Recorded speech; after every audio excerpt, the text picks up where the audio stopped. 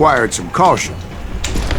Because even though I had a younger man's reflexes, no man can dodge a damn bullet while climbing down a rickety ladder.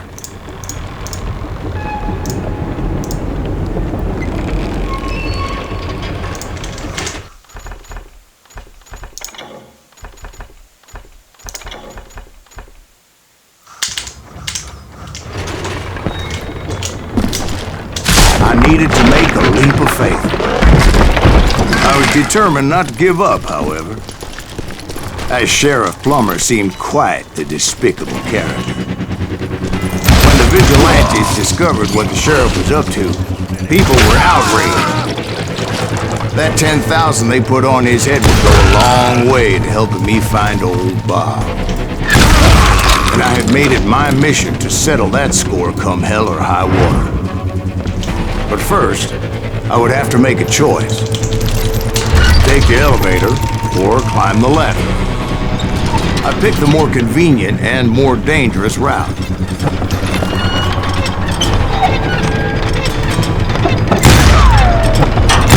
Now you're really pissing me off!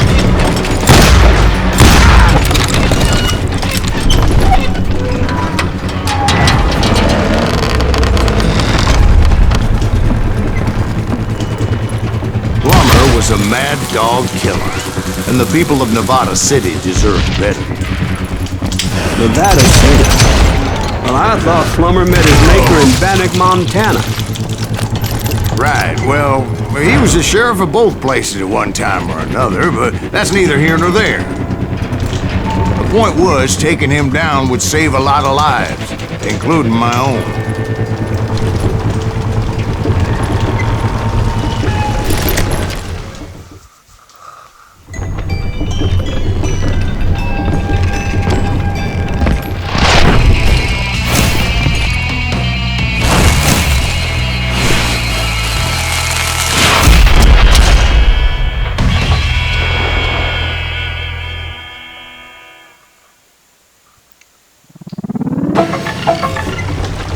This is gonna hurt! This day is just getting worse and worse for you, ain't it? Henry Plummer was clearly unhinged, and I could see right away that this was gonna take some doing. What do you think we're doing? Run!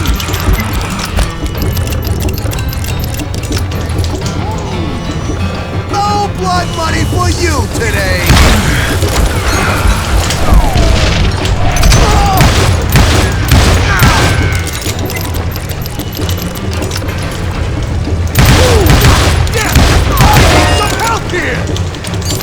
Come on, boys!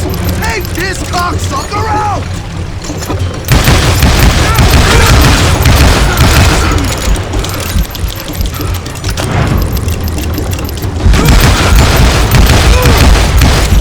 Sorry, son of a bitch!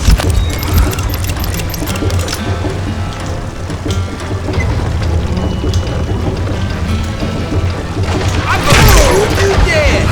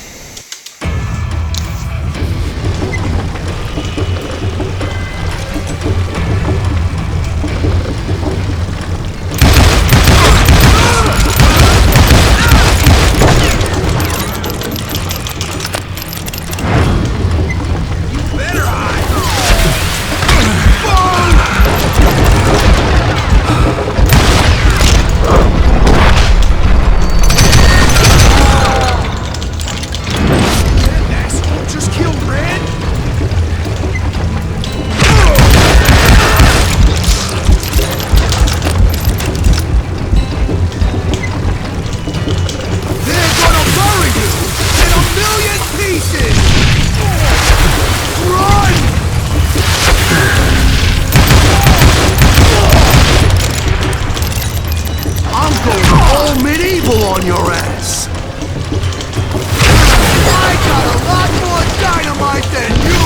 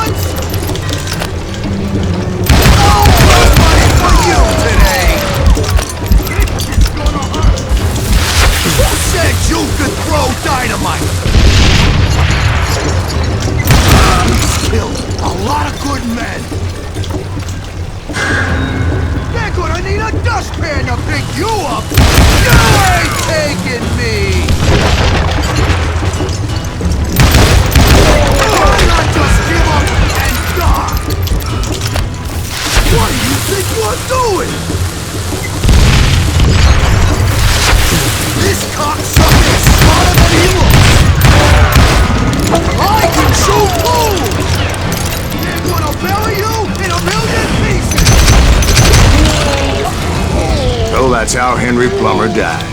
Him and his crew were worth their weight in gold. And now, I was officially a bounty hunter.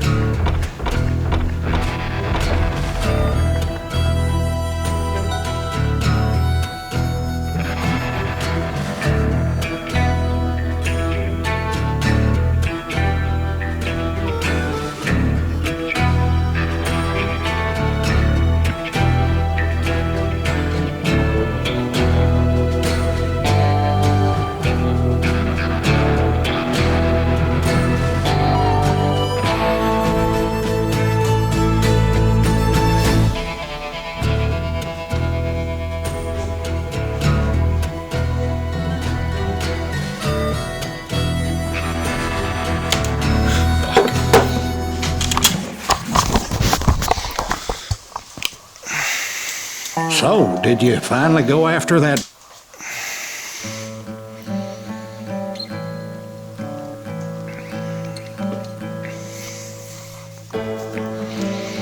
What?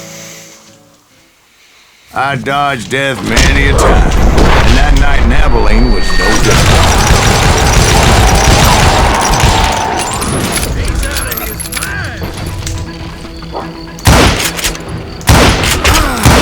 I was there with the intention of finding that bastard Bob and collecting the bounty on John Wesley.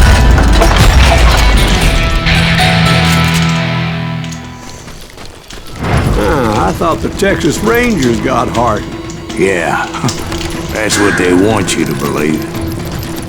It was cold and a witch's tit and a brass bra that night as I fought my way past his loyal compadres to the very same saloon we're sitting in today. Look around and imagine this place painted in blood. Hardin was waiting for me, and...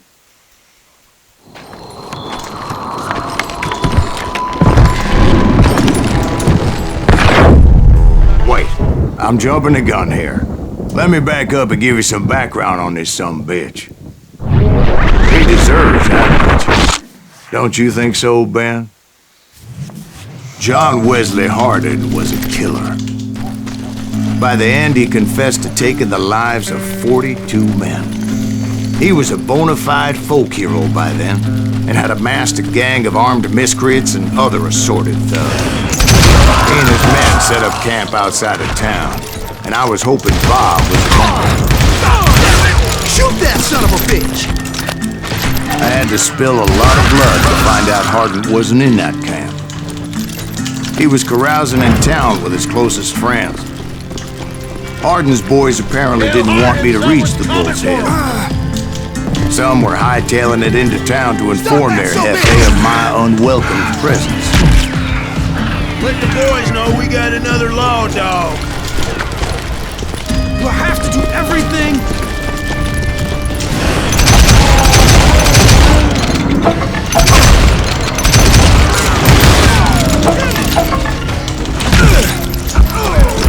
I wondered if Bob was among them.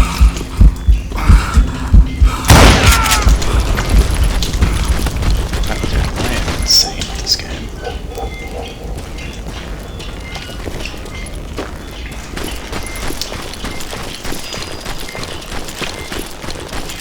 And I steeled myself for the fight ahead. For as good as I was, deep down I wondered if John Wesley wasn't just a little bit better. Before I could test my mettle against Hardin, however, I would first need to dispatch his cadre of hired killers.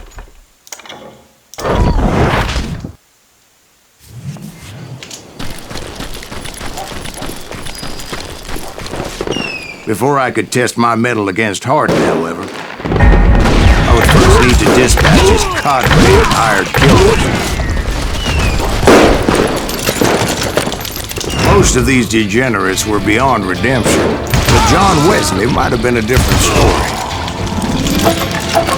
I didn't learn until later that that night was in fact his birthday celebration.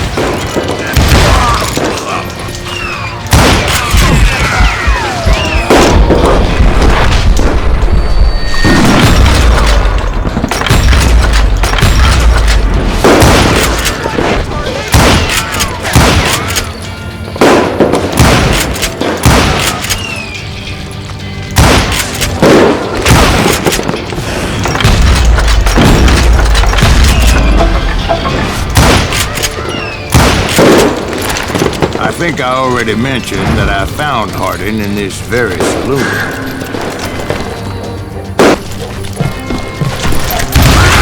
Suffice it to say, nobody there was happy to see me.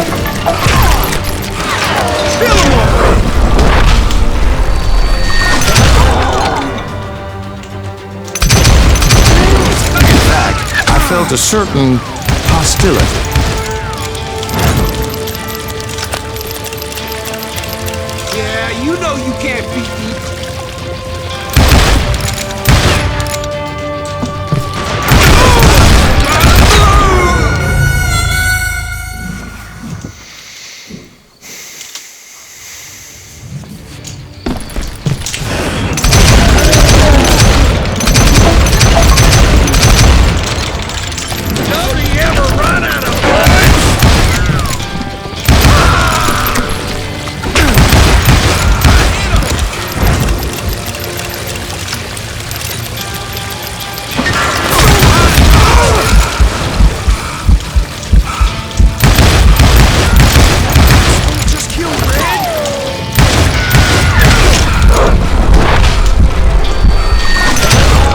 I was disappointed that neither Bob nor John Wesley were among the dead. But that was short-lived, as a moment later I was facing down the fastest gun in the West.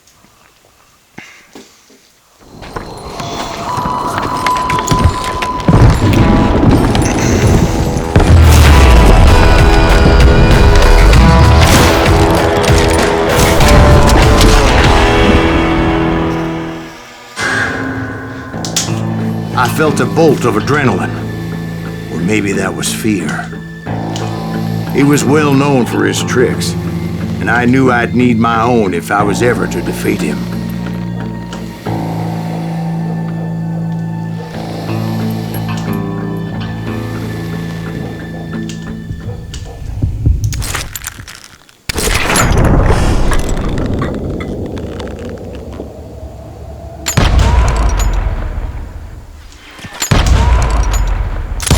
That man was faster than greased lightning. But being inebriated as he was, he didn't count his shots. And now, he was at my mercy. There's your shot. So he didn't die? No, I sent him to prison. Years later, after he was free, some restless avenger took his life. Shot him in the back at a saloon just like this one. Anybody up for another beer? Ben?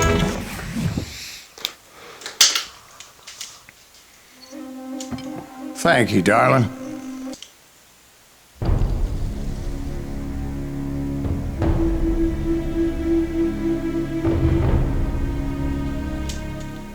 A bounty was put on Grey Wolf's head, and that's how I came to hunt him in the mountains.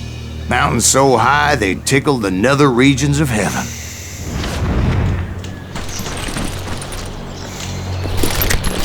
Grey Wolf was a Chiricahua Apache medicine man who had led a war party in revenge for a massacre against his people.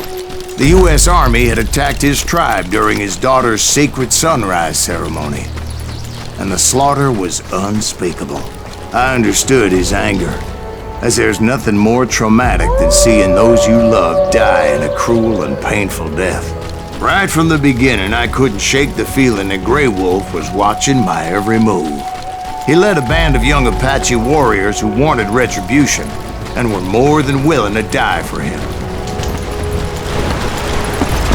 They saw me before I saw them.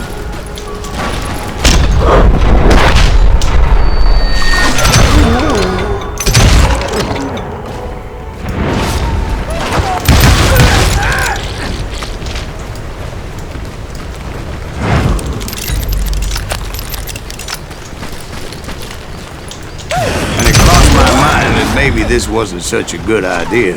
But now that the shooting was started, there was no backing down.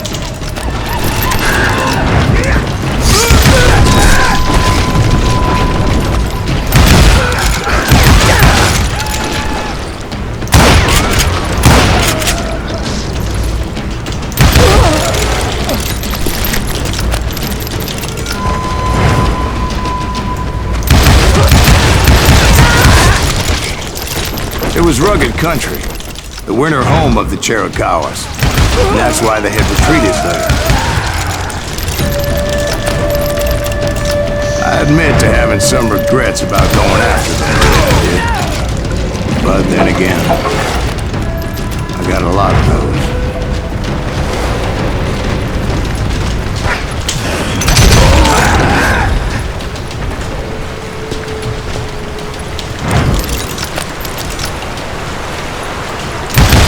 Grey Wolf? Not at that moment, but I did find the entrance to their hideout.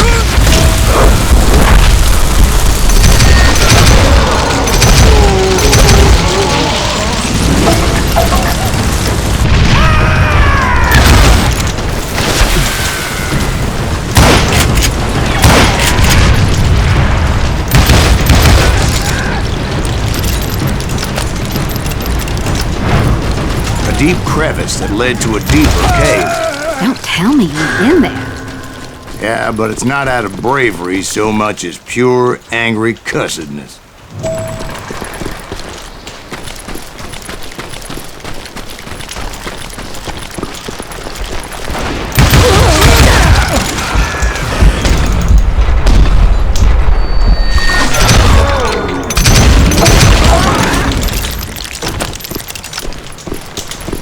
See, back then, I had a stubborn streak a mile wide, and I wasn't about to back down.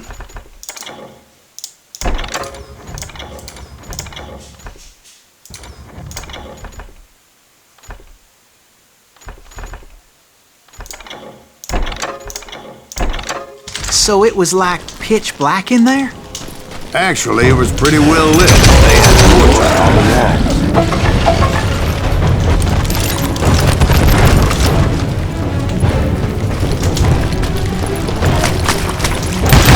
Was his cave? Big as hell, man. Chiricahua had been out there during the Indian War.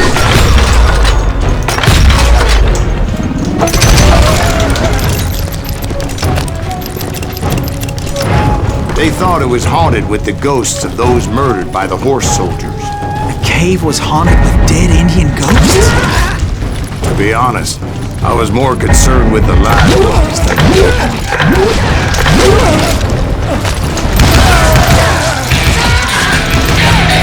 Dude, I am insane at this game.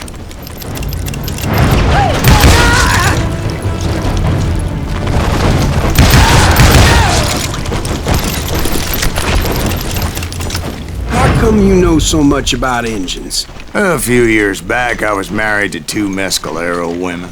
At the same time? Yeah, they were sisters.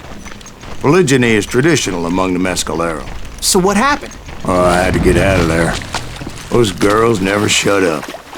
I came upon this flooded grotto, and that's when I saw him. He came to me unarmed and unafraid. His voice echoed in the shadows.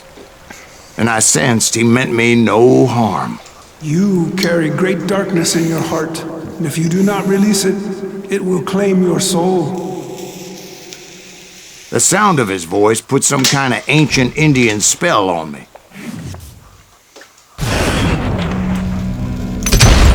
As his story unfolded in my mind. You will come to this place again and kill many more men, and the darkness will grow until it consumes everything that you are. Your soul will have no rainbow. I have no tears. He said I was a great warrior, a coyote man, unequaled by any other pale-faced warrior, or something like that. The snakes will bite shadows of your past until a venom poisons your heart, and an echo of the song of the dead summons the spirits deep from within the mountains. I didn't quite get what he was saying, but there was definitely snakes. And indeed, his warriors surrounded me and attacked me like hungry wolverines. They couldn't stop me, though, and Grey Wolf wasn't in the mood for idle talk.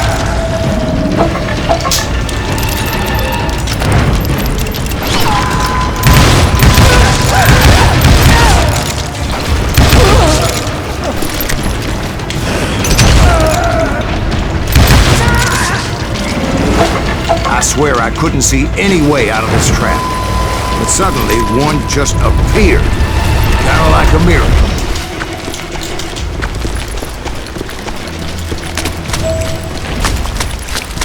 I felt like I would be lost in that damn cave forever. Finally, I found myself back outside, perched on the edge of a precipice, overlooking a thundering whitewater river. To get where I was going required several leaps of faith, but no way in hell I was turning back. I chased after him, determined to make him explain the meaning of all that mumbo-jumbo. Mumbo-jumbo is right. Are you making this all up as you go? A few details may be fuzzy, but that relate exactly what happened. There were dozens of Apache warriors aiming at me from on high. Dozens? Well, maybe not dozens, but there was a lot of them. At least 3 or 4. Well, more than that, little lady.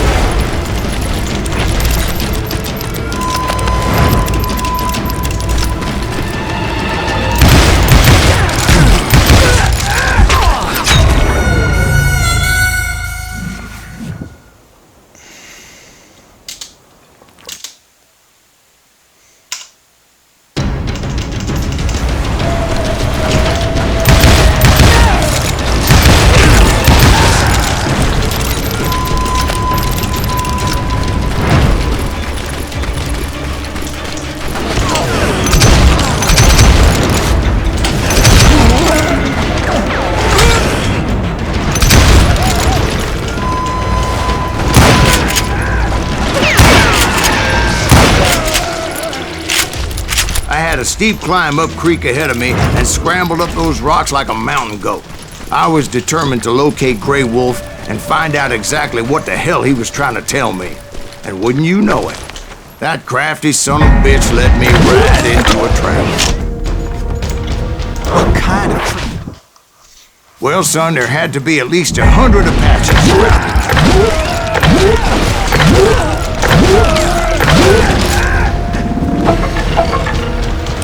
100? God be my witness. Oh, come on. Who are you kidding? Hey, I believe you. Come on, tell us how it ended. All right, but I'm not gonna drag this out. Where were we? You were surrounded by 100 Apache warriors. Well, I didn't take the time to count them exactly, but there were a lot of them.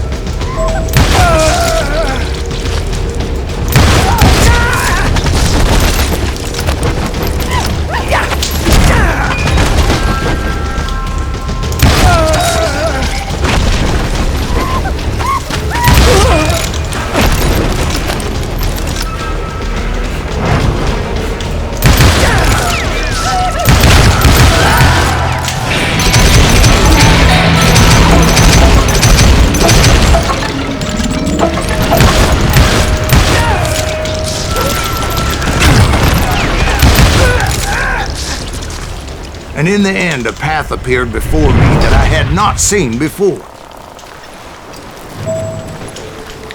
I followed it as I desperately needed to find out what Grey Wolf was trying to tell me. But it was like that son of a bitch disappeared into thin air.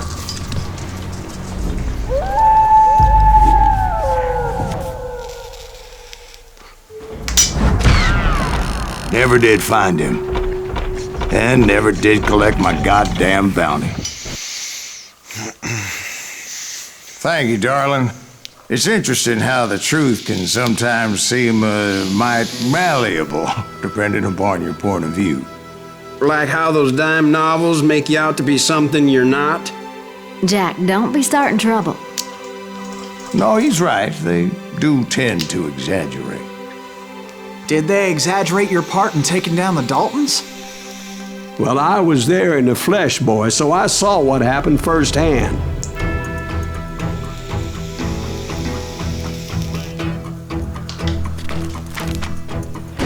Those Daltons were lawmen once, before they all went bad, robbing banks and trains clear across the territory. Until Coffeeville, of course. I was one of the citizens who took up arms that day. Fighting on the side of right? I did my best, sir. We all did.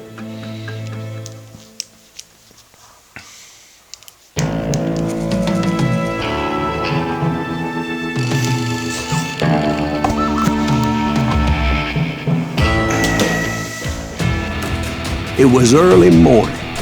One of my friends was a local gunsmith, and he handed out firearms to anybody who'd take one. You see, the Daltons got it in their heads to rob 2 banks at the same time.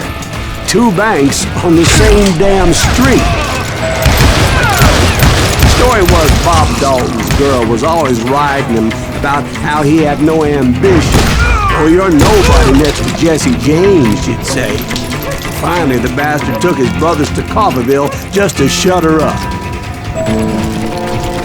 Well, the locals recognized the Daltons right off. Before they could get away, half the town took up arms to defend their property.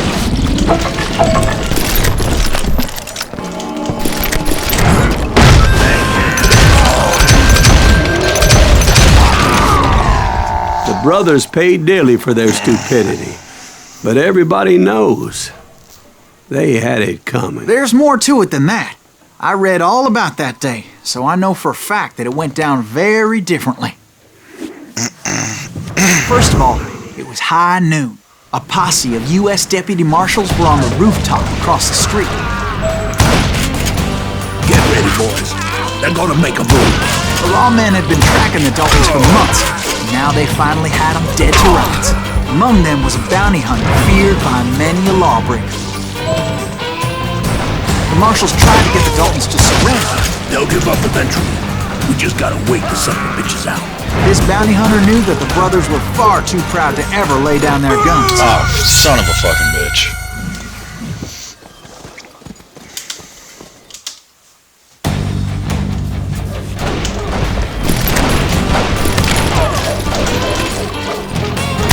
Those boys had a reputation as stone-cold killers, so the marshals took every precaution, knowing they wouldn't go easy.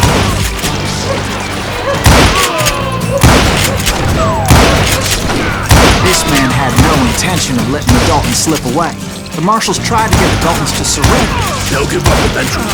We just gotta wait to send the bitches out. This bounty hunter knew that the brothers were far too proud to ever lay down their guns.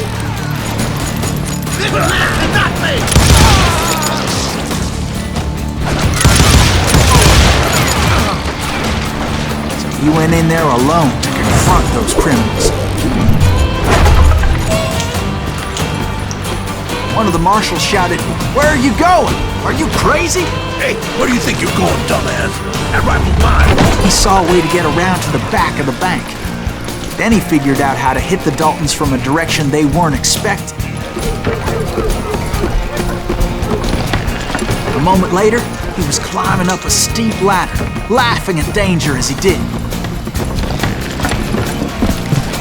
It was brave men like him who risked their lives to tame this wild country.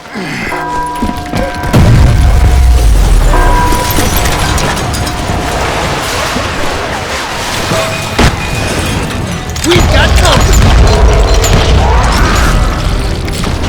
Heroic men like him, who did what other men couldn't or wouldn't to make this country free. Son of a bitch! Like Jim Bowie, Davy Crockett, who died defending the Alamo. You can't hide from me!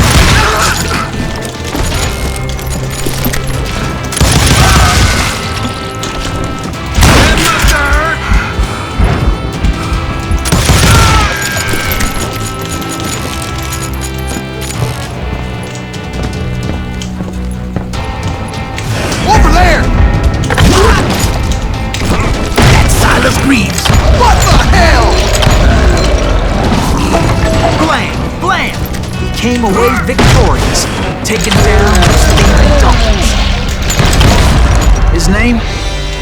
Silas Greaves. And when the dust finally settled, he was the last man standing.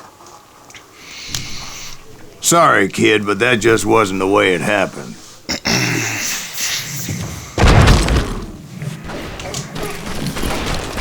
It was early evening, not high noon.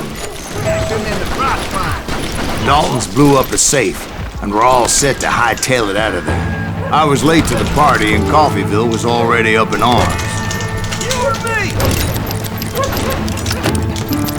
Those pathetic deputies surrounding the bank were dropping like flies.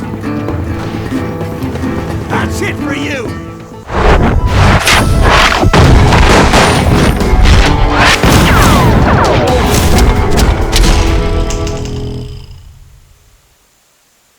I had been tracking those jokers for months, waiting for them to do something reckless. And finally, they did. Those stupid bastards decided to rob 2 banks at the same time in the same town where everybody knew them. But they still had friends in Coffeyville. Go ahead! Oh, now what?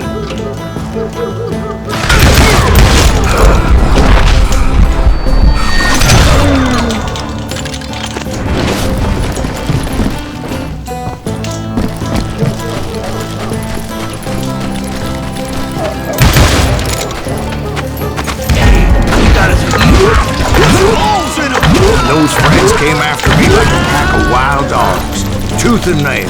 They were coming at me from all directions.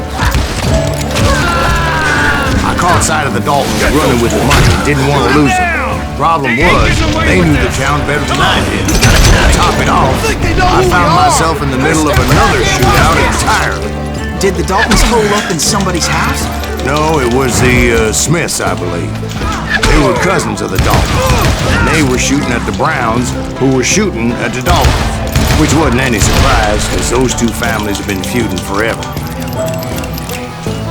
And since the Joneses are related to the Browns, they shot at the Smiths, pissing off the Heimhoffers, whose daughter recently married a Smith. Well, bullets were flying every which way as all the old feuds in Kansas caught fire all at once. There was a hell of a lot of pissed off people in Coffeyville that day. But that's just the way life is sometimes. Shit happens.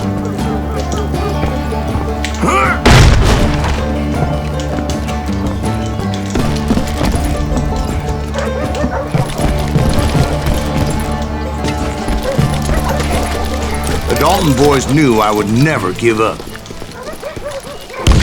Those Daltons weren't the sharpest knives in the drawer, but they always stood together. They set a trap to slow me down and allow at least 2 of them to escape.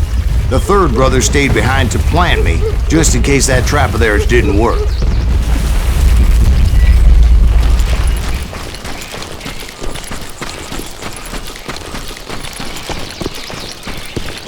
It was Emmett, the youngest, and he decided to stand his ground and face me down. I ain't afraid of you, Silas Greaves. This is where it ends for you. He was determined to protect his brothers. I understood how he felt. Taking me on all by his lonesome wasn't exactly a recipe for a long life. God damn, that was loud. I'm gonna send you to the bone orchard.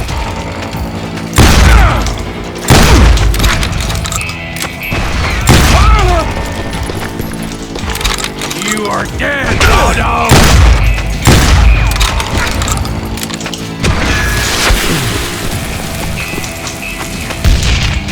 I'll blow your damn head clean off!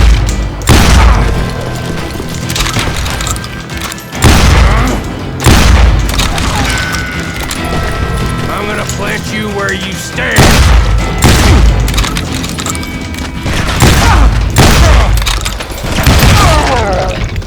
But Emmett Dalton survived the robbery in Coffeyville. He's the only Dalton who did. They say he was shot 23 times. Well, Dwight, who do you think put all those damn holes in him?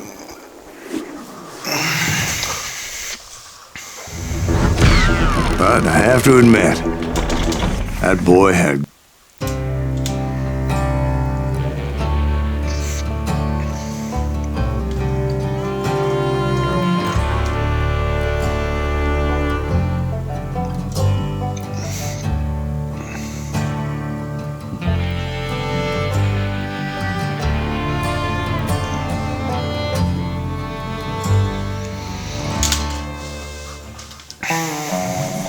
we'll get those suckers! It took me a couple of days to track the Daltons down. They can't get away with this! And in that time, a whole posse of local vigilantes offered to lend a hand. We'll track him to the ends of the earth. They seemed as determined as me to find those outlaws. But as we headed into those swamps, it was like I had my own private army. There was no way those boys were getting away this time. It was early fall, right? Beautiful time of year. At least you had the weather on your side. Not by my recollection. It was damp and foggy as hell. It was tough to stay on a true course, so we kept an eye out for landmarks. It was autumn. The maple trees were in full color, red as blood.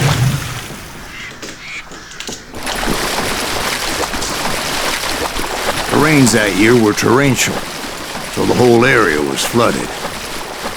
The vigilantes had spread out wide, and pretty soon I couldn't see anybody. Bury them in the swamp! Plant them where they stand! Except for some bitches ahead of me wanting to do me harm. So I had to face them alone. I wondered why my compatriots didn't come running when they heard the shots. So did you find the Daltons? Not yet, but I did have a questionable pleasure of meeting a few of their friends.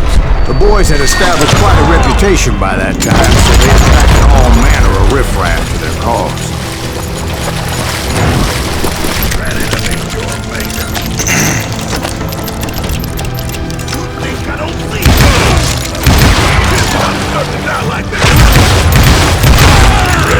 Point being, I was under serious attack.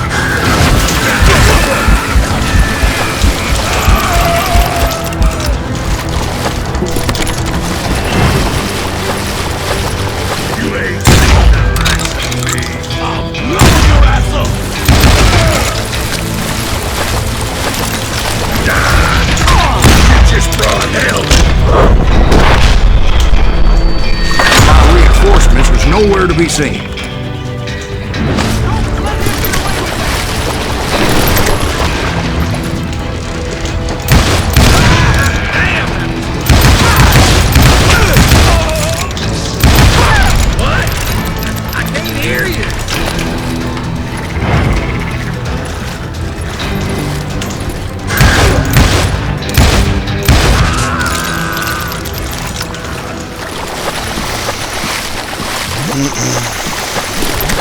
But luckily, a barn materialized as if right before my eyes. I scrambled up top to get a better view.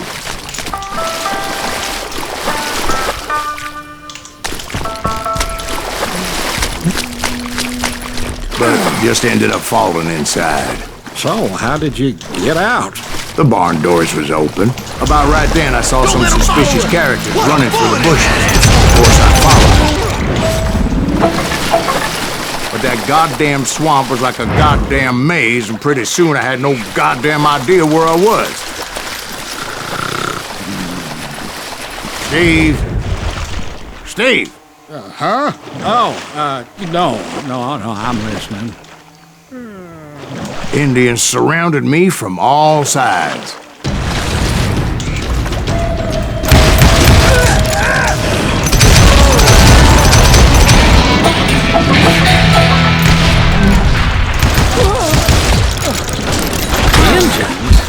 There were Indians? No. I just wanted to make sure Steve was paying attention. Now, where was I? You were following the Daltons through a swamp? That's right. See, Steve? Dwight's paying attention. No, I'm listening. I was just resting my eyes. So, where was I? The Daltons. Hunters! Right. Stop that, son of a bitch! There's a reason so many outlaw gangs are made up of brothers. So did you ever find the damn Daltons? Not yet, but I did find a few of their cousins. Kansas breed like rabbits. More Smiths or Heimhoffers or who knows what. But hell, what's more important than family? I bet Ben knows what I'm talking about.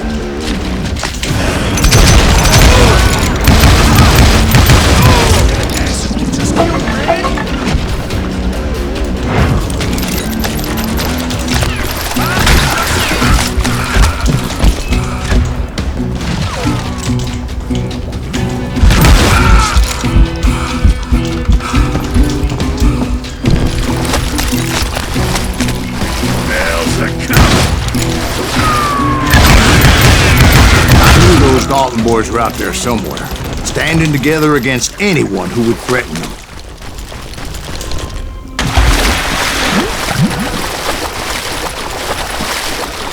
And that's when I saw it. A goddamn steamboat.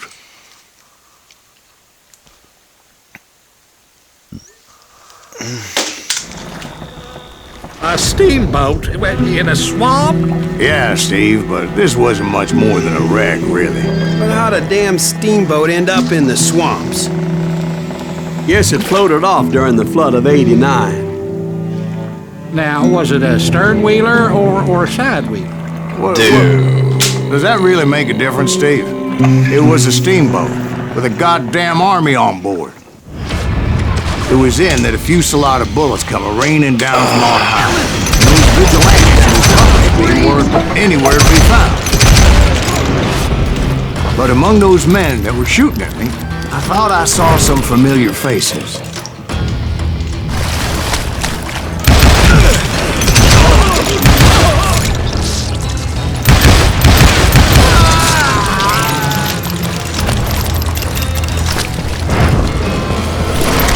Somewhere up there, the Daltons were waiting on me.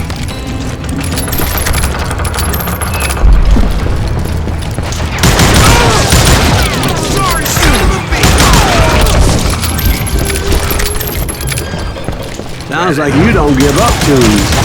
That's the kind of man I am, Bill. I set out to do something. I'd do it. Surrender just ain't in my nature. Plus, I'm stubborn as hell.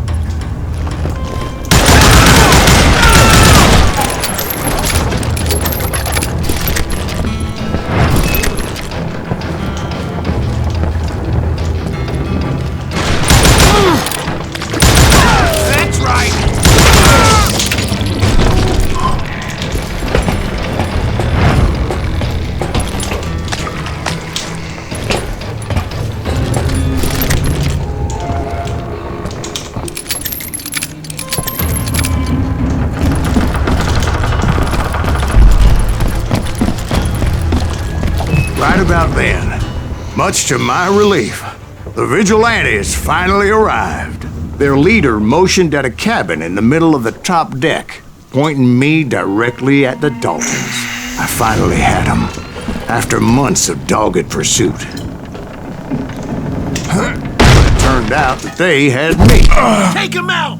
I'm sending you to hell!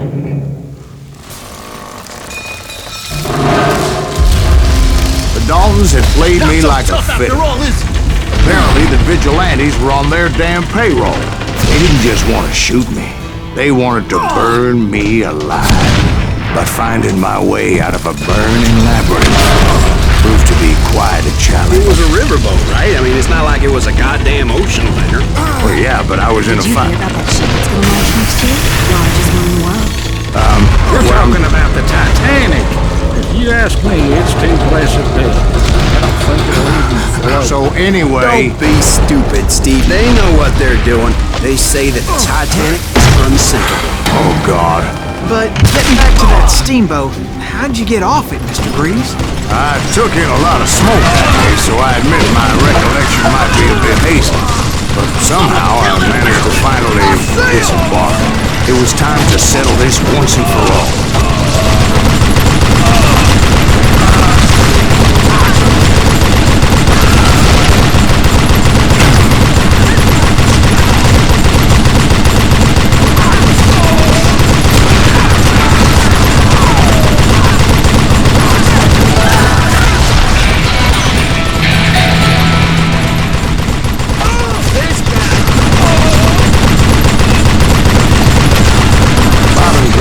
About to come at me one at a time. They were in this together. Two brothers side by side, determined to take me down. Confident that this time the odds were on their side.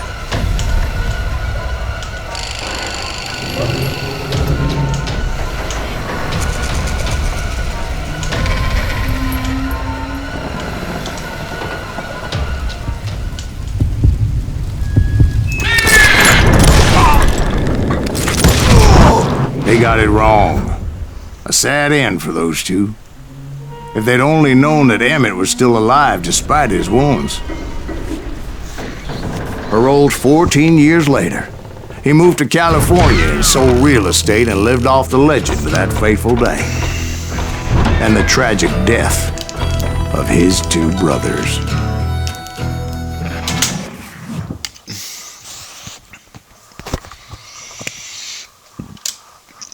My own brothers died. It's the bridge. And the train.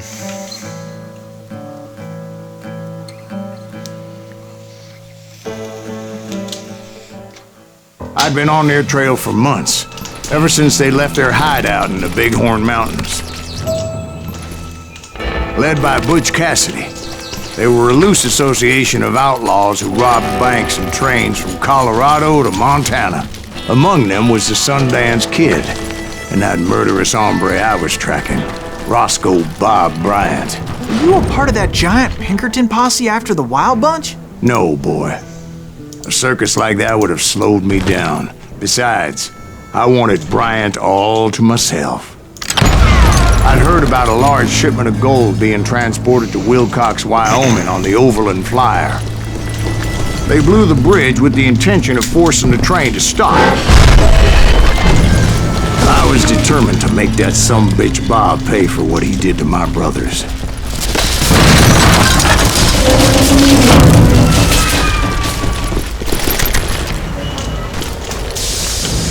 I found the device they used to blow the tracks, so I knew I was headed in the right direction.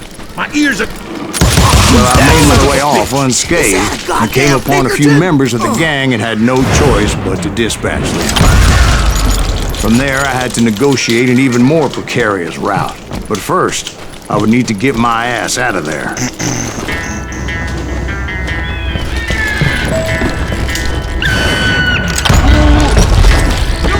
I jumped from the fire and into the fire as the train was clearly fixing to fall. I had found the gang, but in order to find old Bob, I needed to fight my way forward past a whole passel of desperados. Come out, you yellow bastard! Outside, inside, any way I could, I made my way towards my prey.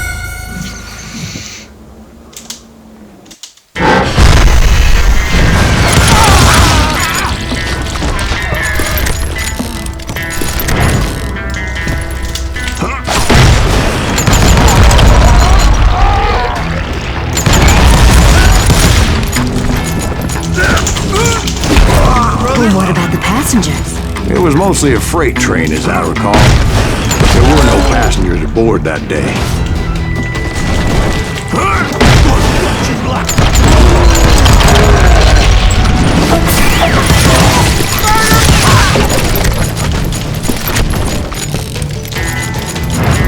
As I mentioned before, I am not fond of heights, but I was too busy dodging bullets to worry about falling to my death. Odds were I was likely to die that day anyway, so I was determined to take down as many of those bastards as I could.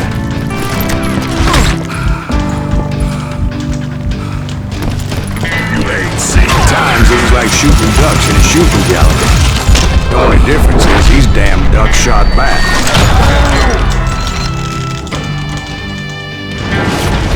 Sorry, son of a bitch!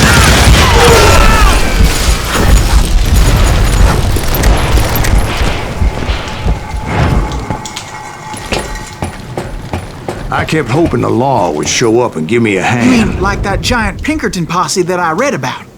Did they come riding in, guns a-blazing to help?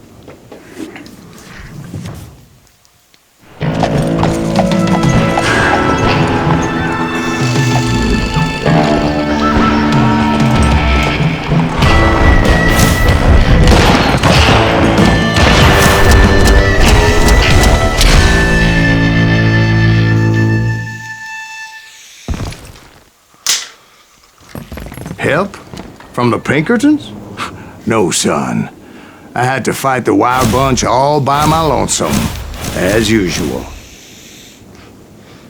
Who the hell?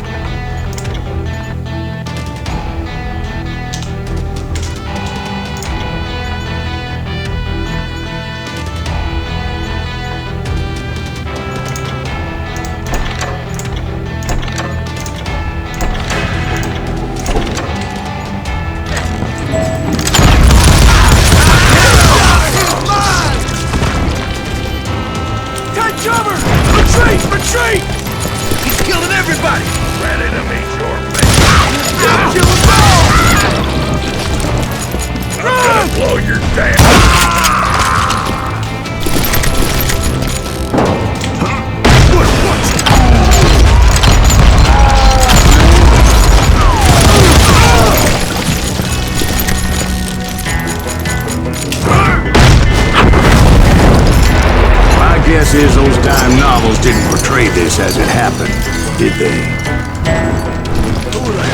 Only a few stragglers were left. I had to cut them down pronto if I was going to stay on old Bob's trail.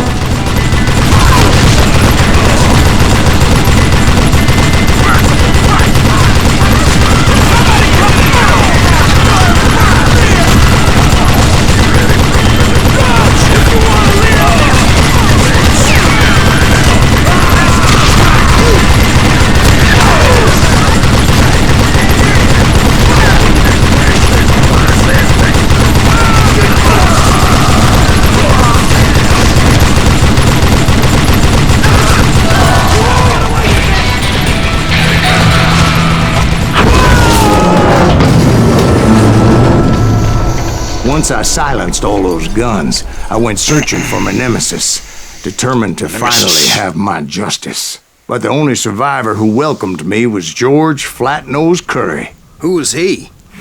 The fastest gun in the gang. Right after Sundance, I mean. And Kid Curry, and maybe Elsie Lay. Though some folks might dispute that.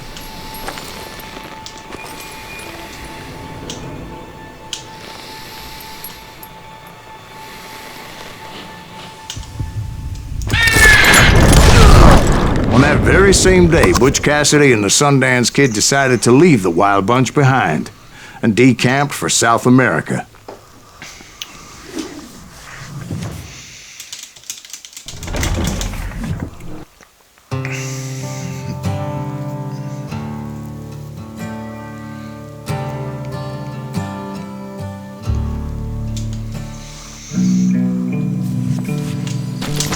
I tried to find Bob Bryant, but it was as if he'd disappeared. Sometime later, I heard the Wild Bunch was back together. Kid Curry escaped from jail, and now he was running the whole shebang. So I took to their trail, because I was still in pursuit of my brother's killer and hoped that he was back with him.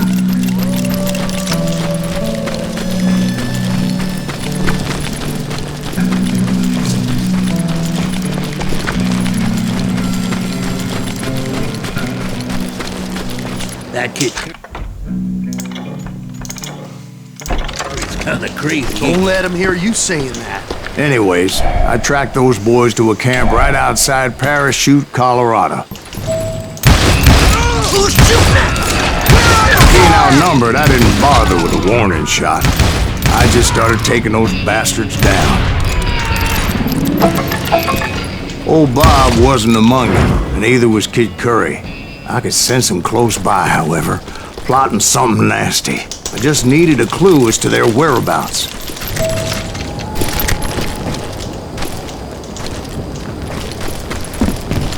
And I found one. A map with their bold plan clearly marked. This time they were fixing to blow up a train trestle. Property of the Union Pacific.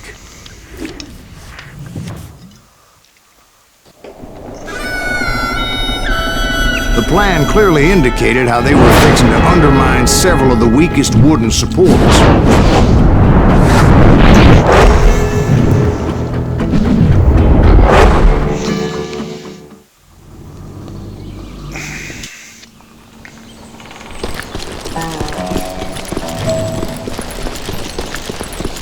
Kid Curry was considered the wildest of the Wild Bunch. It was said that he fathered 85 bastard children, though some say it was only 5.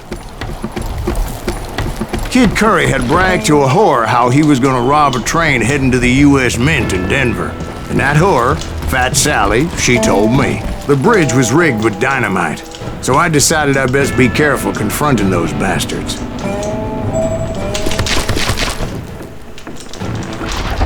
A moment later, I saw a ladder that somehow had escaped my attention. Don't you blow us up now. Don't worry, I know what I'm doing. Oh, damn it! What the hell? But the Wild Bunch did not take kindly to my presence and attempted to blow my head off. It appeared the kid had found a number of new recruits to bolster their ranks. Guess there's always desperate men willing to trade their lives for stolen treasure. What happened next? Well, having removed the first bundle of dynamite, I decided I might as well remove the other one. Once that was done, I figured I'd find my way from there.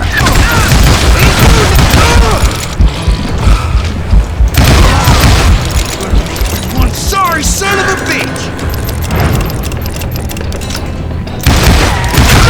Give it up!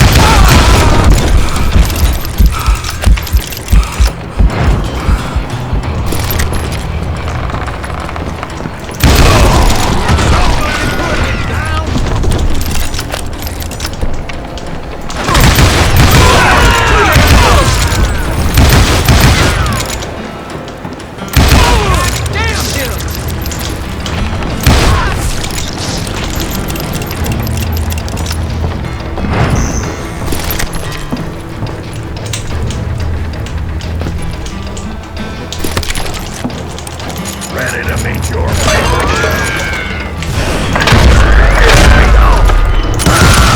So, what happened then? Had to remove more of that damn dynamite.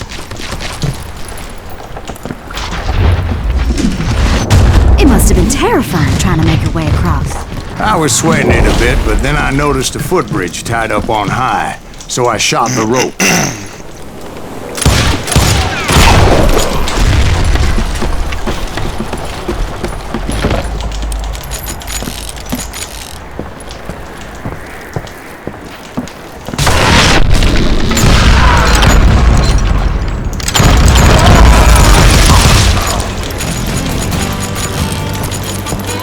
So that was all the dynamite? Funny you should mention that, darling. As actually there was a fourth charge impeding my progress. Once I removed it, my path was pretty clear.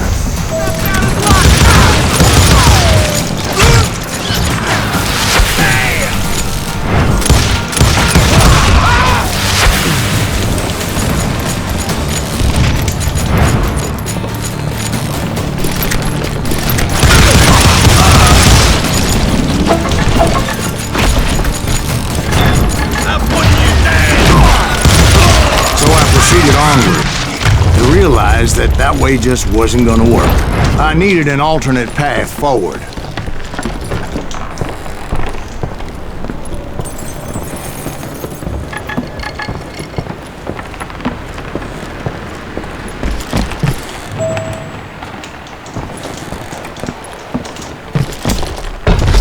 Of course, I had to tread carefully. Otherwise, I could, well, die.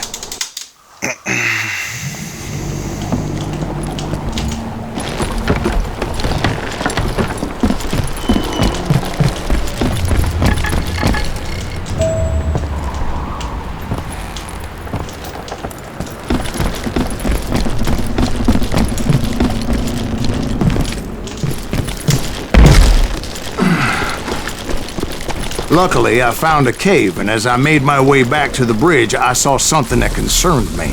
It was a long, burning fuse, and it was moving fast as hell. I had to catch it.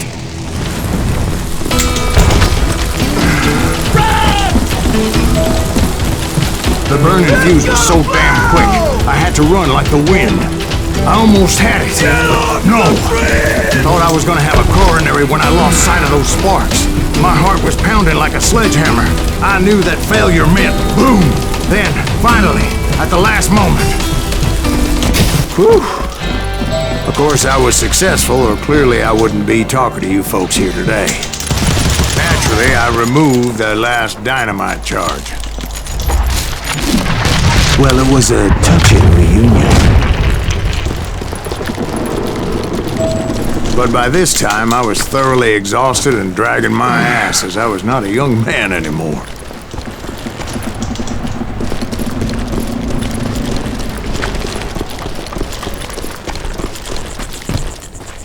Kill that SOB! Finally, I found those boys. Or more precisely, they found me. Disgracer, kick your ass!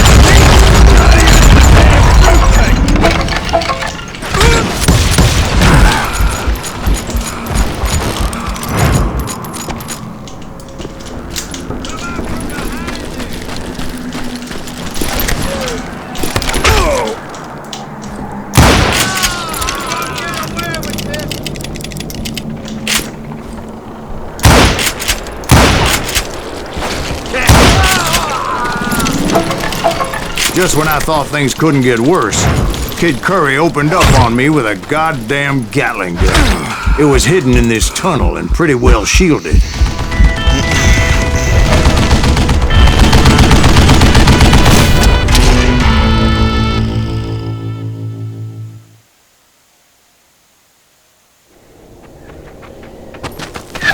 I shot son of a bitch!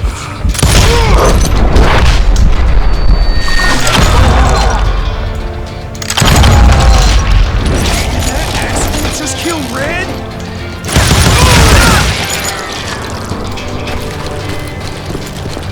Luckily, I had located some dynamite.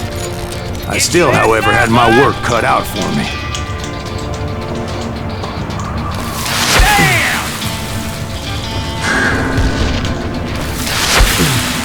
Shit! God damn it, I need some help here! Come on, boys! Take this sumbitch out!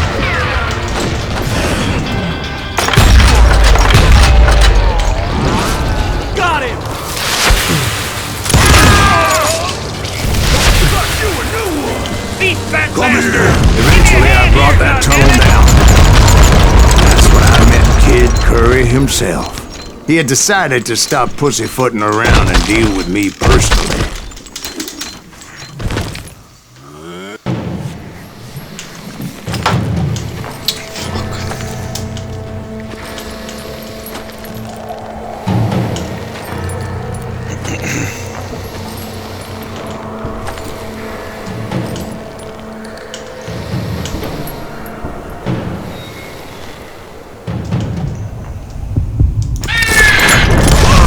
Fast as he was, I was just a bit faster.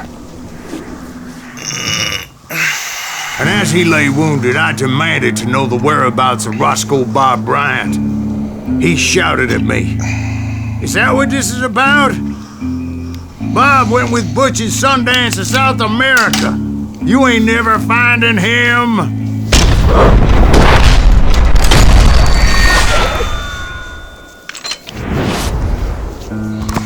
Those were his last words.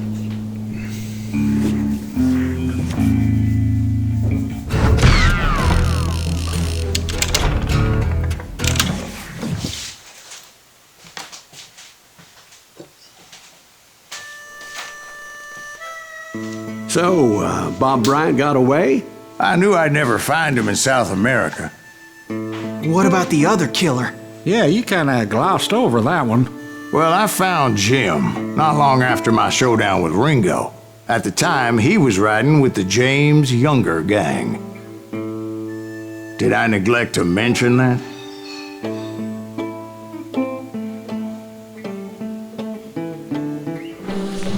Jesse James? The greatest outlaw who ever lived?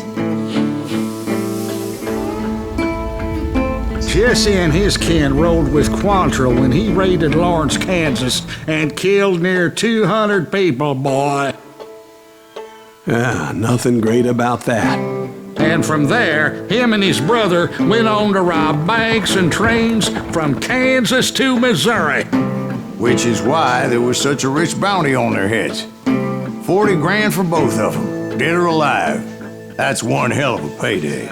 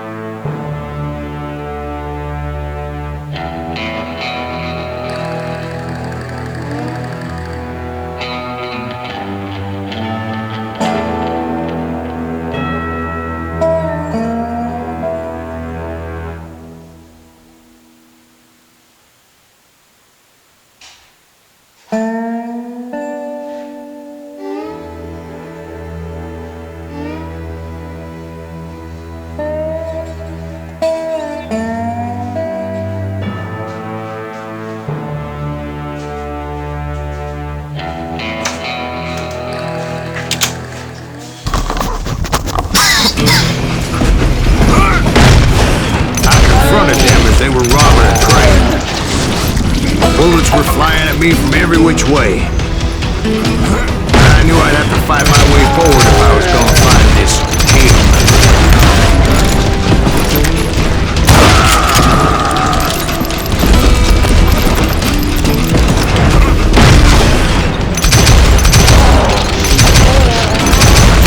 Now wait a second. Now, how'd they stop this train in the first place? Well, the James boys were experts at this.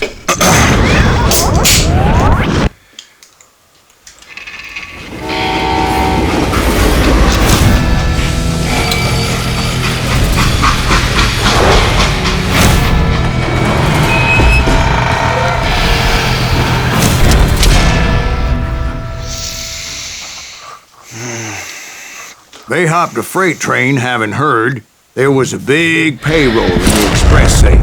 So, I hopped the same train.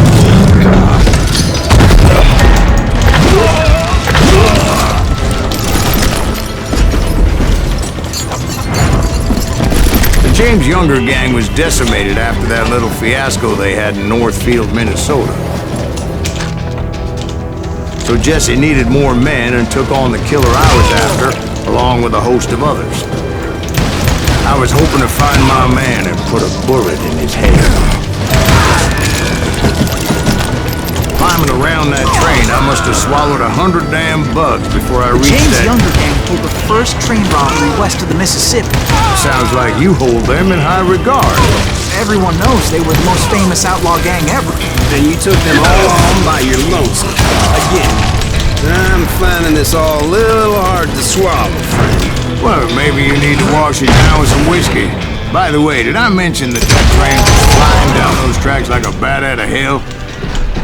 Anyway, excuse me, Ben. Where would I find the gentleman's facilities? Suddenly I have an urgent need to drain my one-eyed snake. Well, I've had more than a few drinks, and I've been sitting here for quite a spell. Right through there. Let me show you, never heard so much malarkey in my life. You think he's bullshitting us? You don't think he's Silas Greaves? I think he's just some old drunk looking for some free liquor. I don't know, Jack. I think I believe him. You don't think he met Jesse James? Boy, you gotta be kidding. That story makes no sense at all. Jack. I mean, you gotta be 2 bricks short of a load to believe that cock and bull story. I don't agree. Jack, lay off You there. seriously think that tired old man went toe-to-toe with Jesse James? Well, that's better. Did I mention that this Jim was married to the infamous Belle Starr? Of course, I didn't learn that until later. Anyway, I made my way forward the best I could. Around the sides, over the roof. At some point, some sumbitch saw me and shouted out, "It's the damn Pinkertons!" It's a damn Pinkertons! Now, I never worked for that lying cocksucker, but I guess they assumed I was one of his assassins. Those evil bastards firebombed Jesse's mother's house and killed his stepbrother. It was a rickety ride and quite precarious.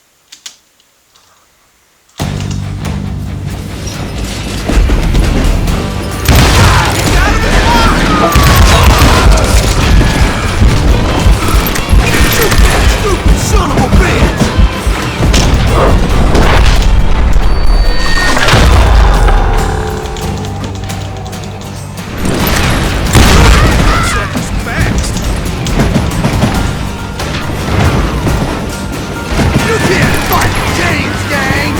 No wonder each and every asshole on that train wanted me dead. Fuck!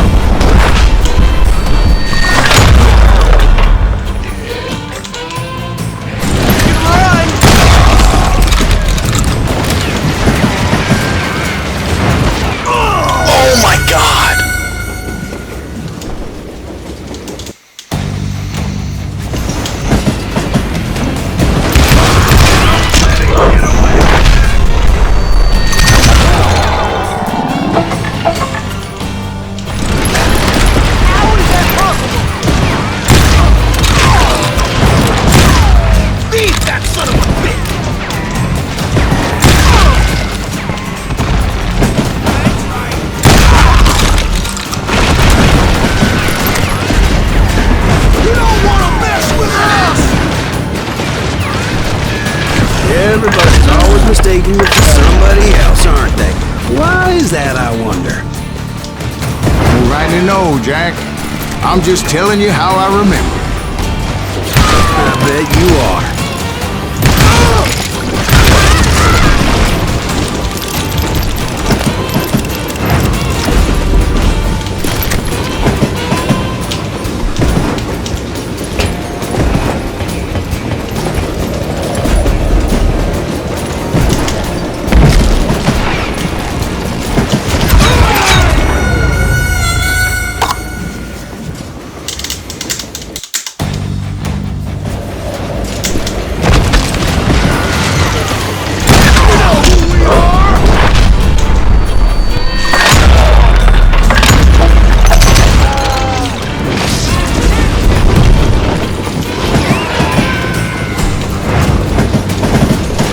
Across a flat car piled high with logs and had to come up with a creative way to make my way forward. Goddamn law dog!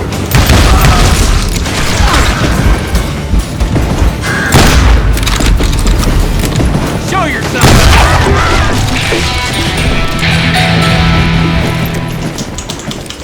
I wondered if I was ever going to find the front of that train, or the bastard I was after. Oh my god.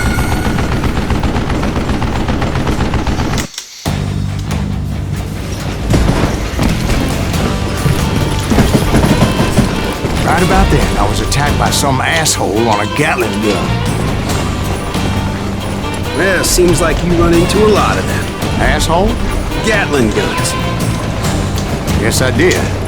Now, I don't remember how I took it out. Oh, it was either a bullet God. or dynamite.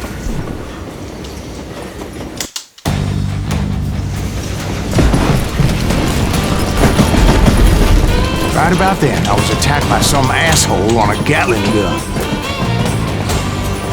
Well, seems like you run into a lot of them. Asshole? Gatling guns.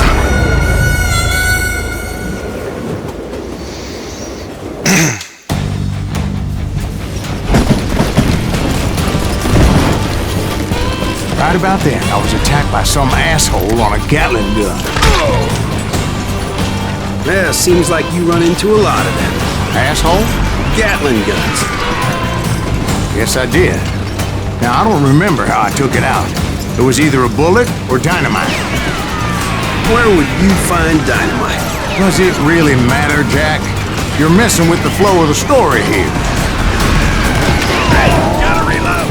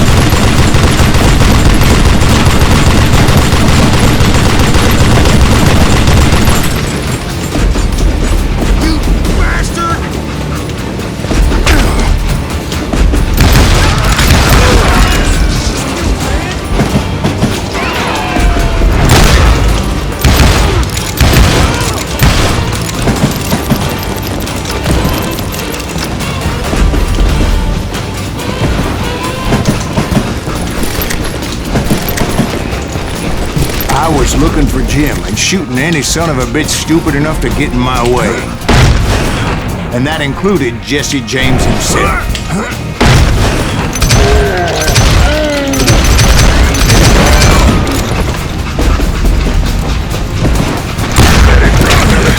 Sure were a lot of men determined to die that day. Get out here!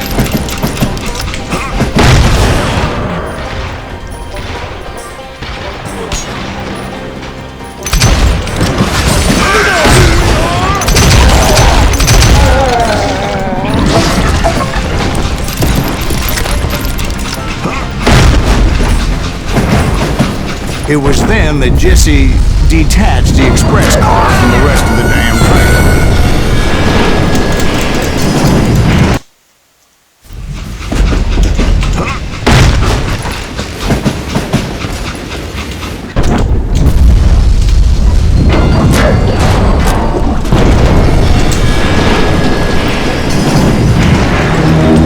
I could see Jesse waiting for me, fixing to kill me so he could get away with all that money. You had a showdown with Jesse James? Of course he didn't. Everybody knows that Jesse was killed by Bob Ford. Yeah, Jesse went out like John Wesley Hardin. Coward shot him in the back of the head. Guess it doesn't matter how far you run, does it, Ben? Your past always catches up with you.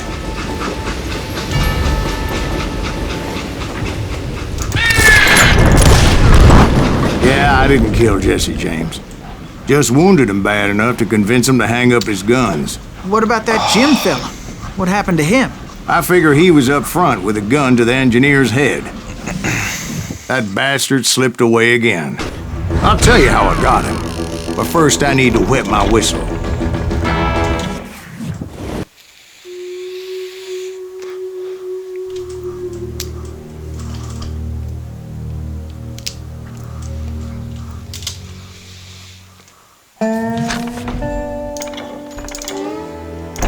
After my showdown with Jesse, I continued to track his brother, Frank, and that son of a bitch, Jim.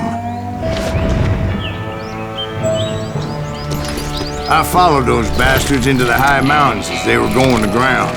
What mountains would that be? Somewhere in the Ozarks, I believe. The perfect place to hide out from the authorities. In fact, before I could find them, some Indians who fled the res and were hiding out from the military found me first. They probably thought I was a cavalry scout and didn't want me telling the military where they were. Indians? Yeah, they could have been Cheyenne, but there was all sorts of renegades roaming the landscape back then.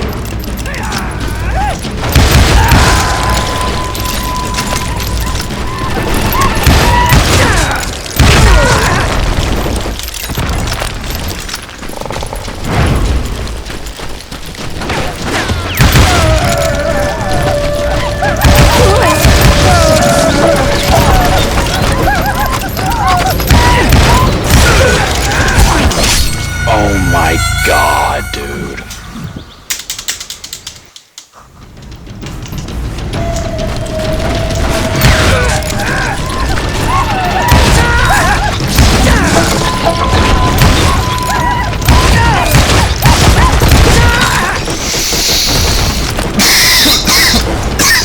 Hey, how about another whiskey, Ben?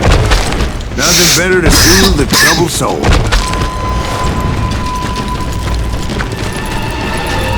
Now, where was I? Indians, right. I had more than my share of run-ins with the rednecks. Like that time. Did I tell you about Grey Wolf? Yes, sir. You did. Of course I did. In fact, I can still remember that old medicine man's words to me. Jesus Christ, we're back to that again. You carry great darkness in your heart. It will claim your soul. You will come to this place again and kill many more men, and the darkness will grow until it consumes everything you are.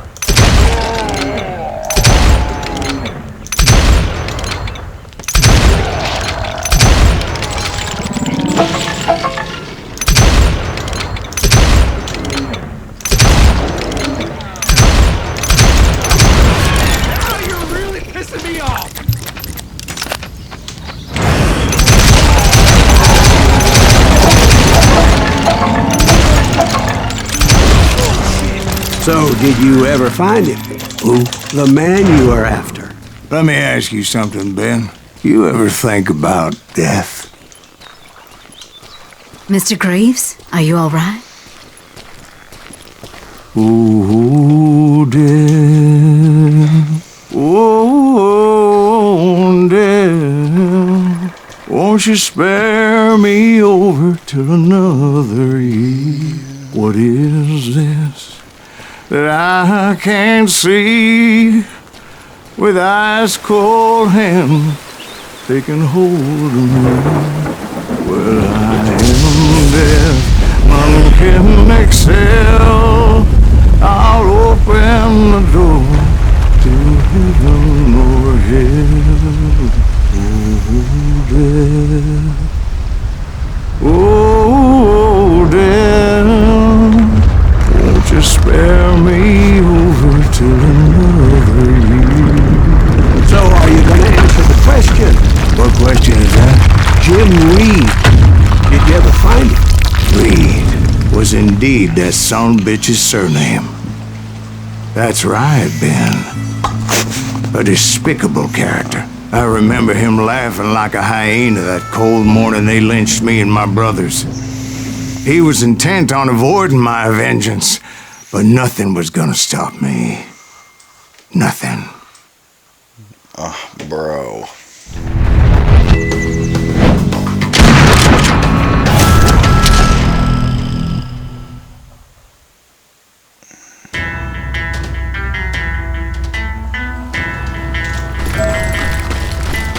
I finally did track those outlaws down. They had long rifles with scopes and were well positioned to pick off any poor soul who came anywhere close.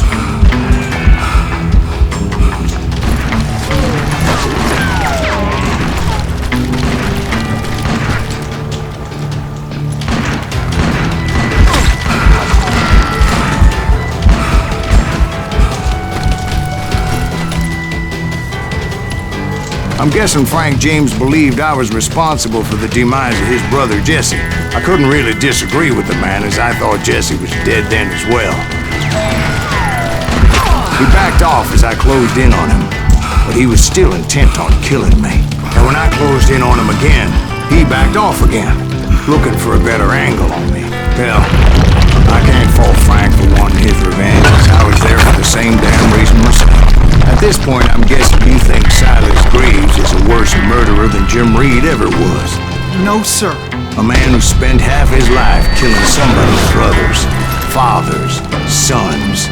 I think you were just looking for justice, sir. Is that what I was looking for, Dwight? And that son of a bitch! Is that what it was? Take him out! He's Justice. just one man! Isn't that why you were hunting the James gang? The James I want that bastard Right. dead! I finally found Frank holed up in his mountain cabin, and he was determined to have me dead. It was a pitched battle that could have gone either way. Luckily, I had some dynamite in my possession. Dynamite. On your person. A few sticks, just in case. It's always good to be prepared. Right. I'm just laying out the facts as I remember them, Jack.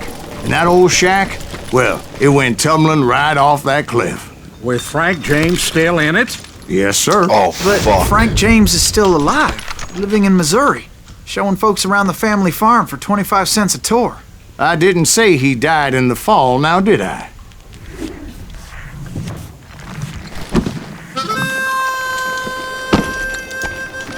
I'm done with this damnable outlaw life! Kill me, don't kill me, do what you will! At this point, I just don't give a shit! I explained to Frank that I had nothing against him personally and that I was looking for someone else. You want Reed? Have at him! I never did like that bastard! I am done here! We parted in peace as Frank pointed out the path to my prey before making his way back down the hill.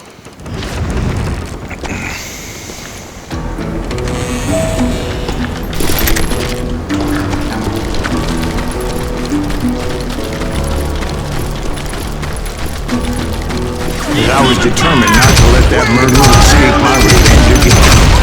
So, what happened with Reed? Well, I finally found the last of the gang hiding in a nearby cave.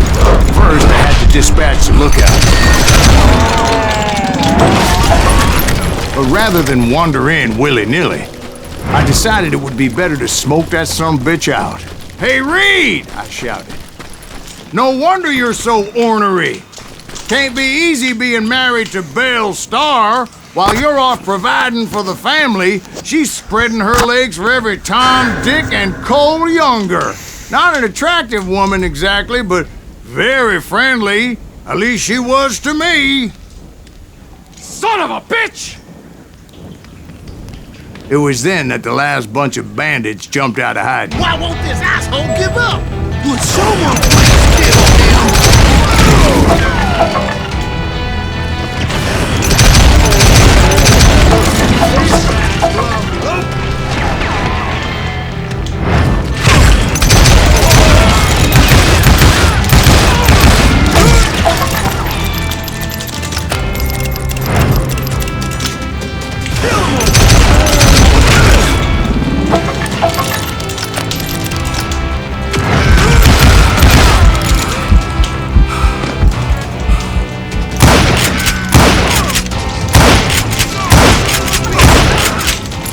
Eventually, it was just me and Reed. I had waited a long time to face him down, so I could repay him for what he did to my brothers.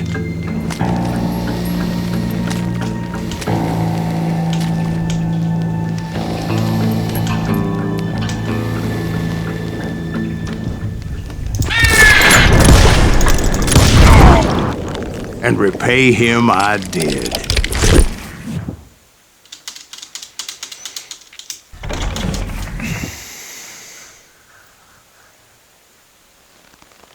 Well, I don't know about you boys, but I'm pretty...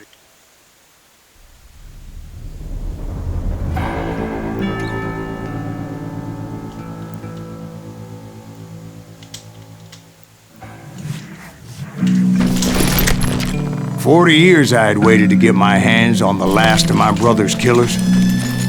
Not even an army of demons could have stopped me now.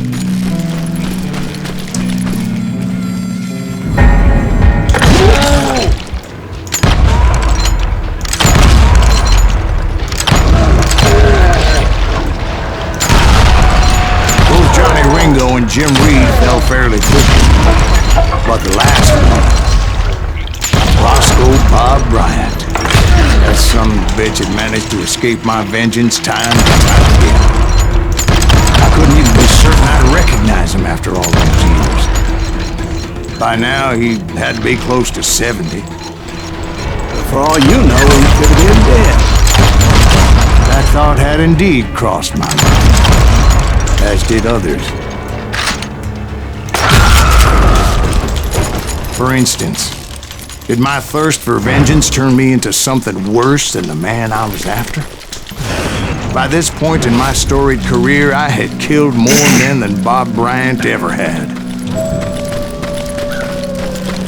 I was furious as hell at that bastard for making me who I am. A man with no family, no friends.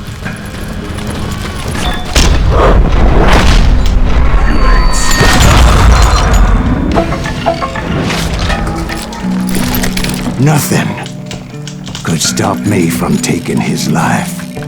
I'd been after that killer forever, from the time I rode with Billy the Kid. But that chapter of my story you already know. Chapter of that fairy tale.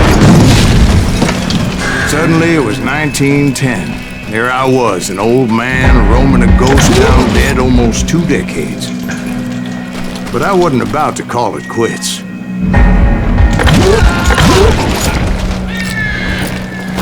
Even though the ghosts of my dead brothers were begging me to end what I started so long ago. Mr. Graves, are you all right? Would you like some water? The Wild Bunch knew I was there. They were after a treasure they had hidden before they fled, buried in the grave of a dead amigo. Some folks think the town is haunted, so they figured there wouldn't be many people poking around. I intended to fill that grave with Bob Bryant's corpse. But like I said, the bandits knew I was on to them. They lured me in and hit me with everything they had.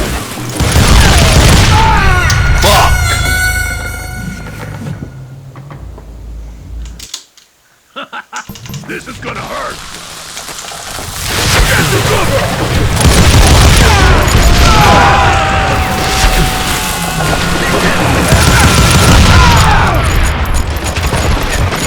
That old fart ain't right in the head.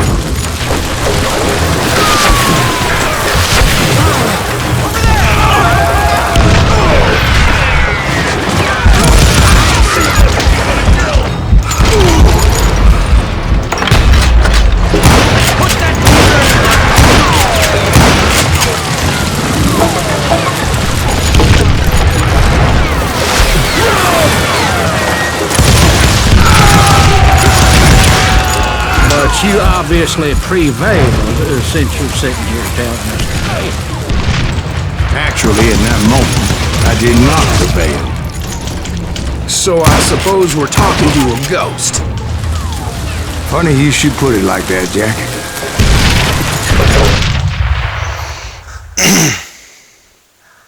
Because when I woke up... From the dead? There was silence all around me. I could swear to God I saw Billy then. Billy who? Billy, the kid. William Bonney. He was shooting at me from a rooftop. Here, there, even over there. So I am right. You are titched in the head. Mr. Greaves, perhaps we should switch you to coffee? You see that old Indian again, too? No, but I did see Billy's killer. Patrick Floyd Garrett. He came at me guns a-blazing. But I knew that old war horse had died 2 years before. I wondered if maybe I was dead too and confronting the ghosts of my past. Perhaps all my sins were coming back to haunt me and drag me down to perdition. I saw Henry Plummer throw dynamite at me.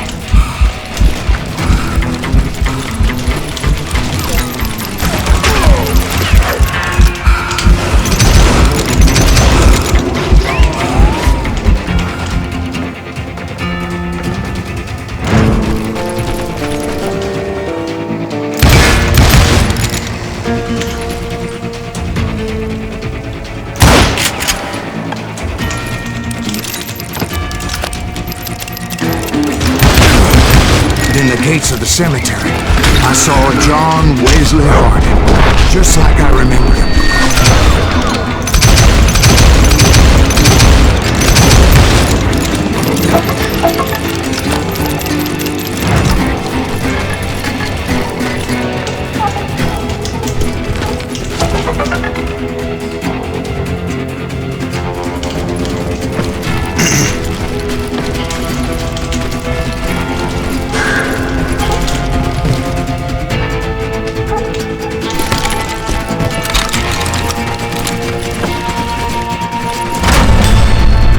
Robert Ollinger appeared with his terrible double-barrel shotgun.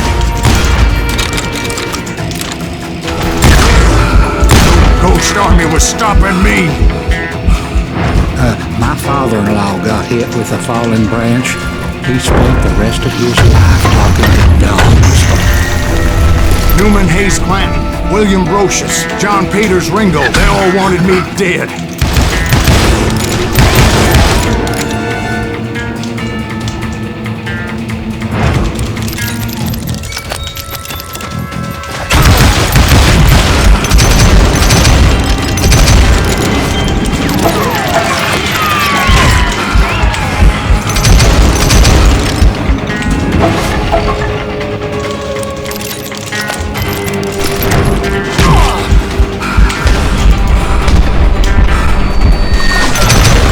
The Dalton brothers, Robert and Grattan, guardians of the Garden of the Dead.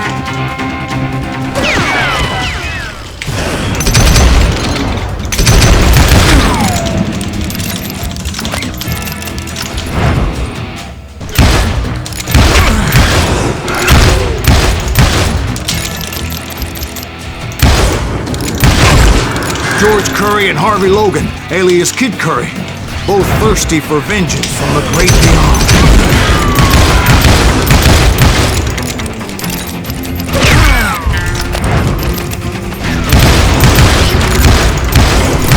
Jesse, Woodson, James, and Jim Reed. Each one deader than the next. I thought I would go crazy. Thought?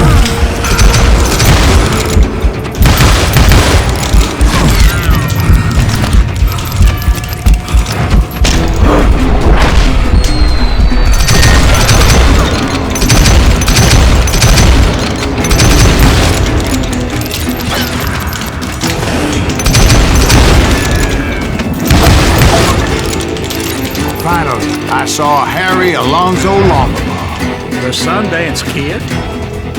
Like a general leading his legion of the dead. You told us before that you've seen him alive. He was alive.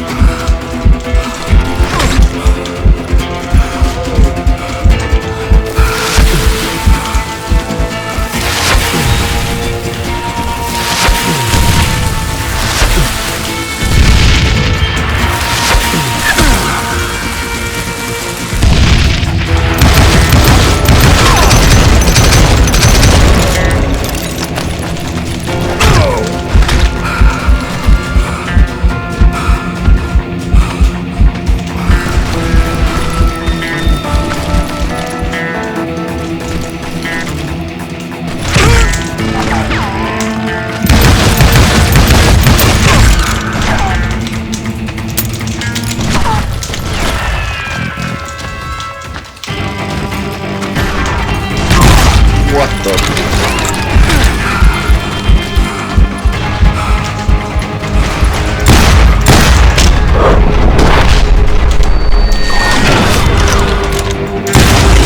Then I heard a voice call to me from afar.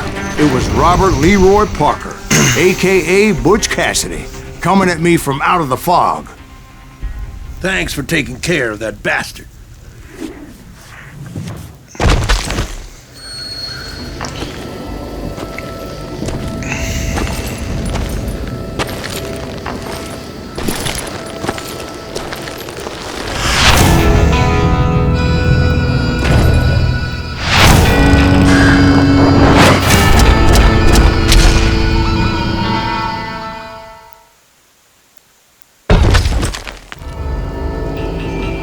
But the kid wasn't quite deceased. Not yet. Takes more than one little bullet to kill the likes of me, partner. Those two looked like they hadn't seen each other for quite a while. Clearly, they were no longer amigos. Shit. I was hoping I wouldn't have to kill you. Won't have to, Butch. I'm killing you first. I asked them about Bob Bryant, but they were too busy with their own heated conversation. Let me get this shit straight. You want my money and the love of my life, Butch. Edda's mine. So is that damn money. I didn't want to shoot anybody until I had an answer to my question, but those boys didn't give me much of a choice.